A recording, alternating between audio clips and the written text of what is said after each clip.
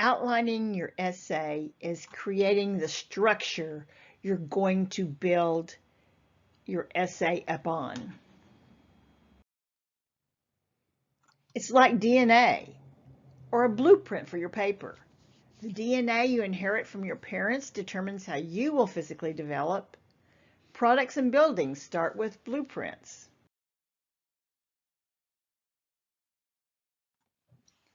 Do your papers usually turn out the way you envision them when you start out? What happens along the way? Where do you get tripped up?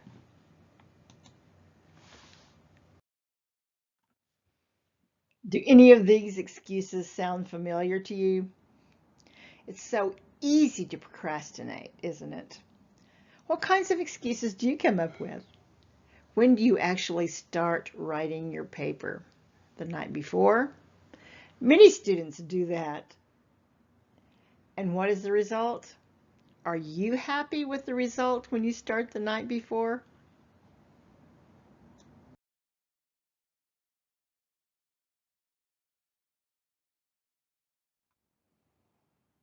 But you want to write a great paper, don't you? What's stopping you? Why don't you just get started? What's so hard about that? You've done a lot of work already, haven't you? Let's see. You've picked out a topic. You've researched the topic. You have a thesis statement. You know the arguments you're going to make. You know your audience. You've considered your counter arguments, right? You have done all of that, haven't you? If not, you better go back and do it now. So now you have all this stuff, all this data, all this information, and a paper to write. But where do you start? Is this the way you write a paper? By meandering through and just seeing where you end up? After all, you have so much information. What in the world are you going to do with it? This is where your outline comes in. You create a plan before you start writing. It's a great place to start, and it will keep you on track. If you have a good outline, the writing will not be difficult. At that point, you can concentrate on getting your ideas across because you already have a good plan to follow. So, how do you outline? Well, you start with your main points. If you are writing a 5 or 6 paragraph essay, you can start by simply writing the purpose of each paragraph. If your essay is longer, you can start out the same. The difference is that you are outlining the sections of your paper first, which may contain more than one paragraph each. Remember that in an argument paper, you will have at least 6 paragraphs or sections. What is the extra one? That's right, it's your counter argument. Next, add more levels.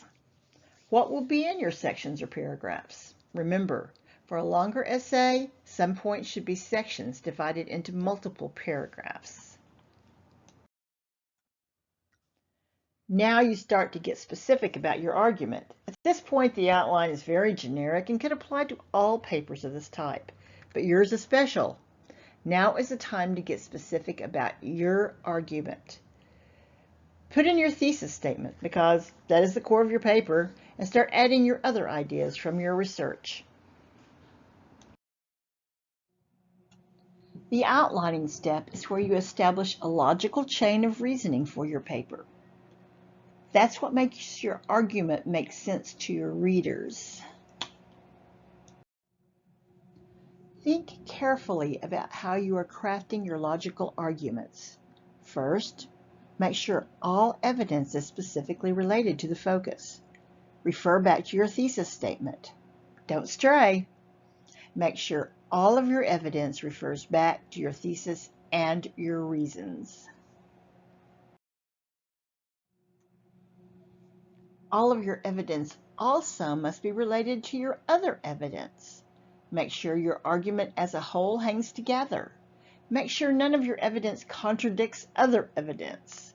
That defeats your purpose, but that's what I see in many college papers. Make sure your evidence and logic leads your readers steadily in the direction you want them to go. Don't let your readers get lost. Don't repeat evidence. Don't use the same evidence twice in different sections. It's the only time it's okay to repeat evidence is in the conclusion when referring back to it.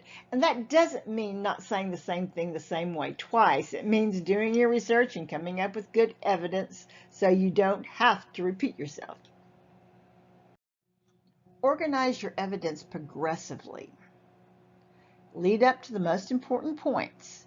First, your paper should stick with the organization of your thesis statement. Lead in with background information for each point. In a longer paper, this is one of the places you can use multiple paragraphs. Also remember to use your least persuasive argument or evidence first and end on a strong note with your best argument or evidence. Build momentum. Now it's time to complete your outline. Complete it to at least 3 levels. That will be different if you're writing a short essay or a long essay.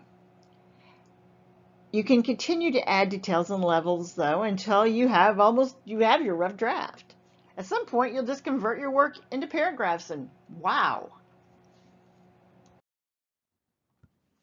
When you finish this, you should be able to sleep well, knowing how much you have accomplished and how well your essay is going to turn out.